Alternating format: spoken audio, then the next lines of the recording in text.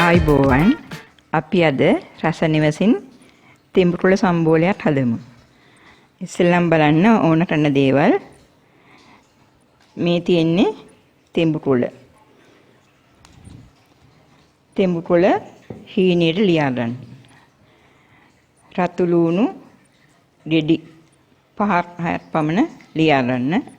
අවමිරිස් තරල් දෙකක් සීනියට ලියන්න. උම්බල කඩ කුඩු මේස හැන්දක් ලුණු රස අණුව දෙහි යුස ටිකක් රාගත් පොල් ටිකක්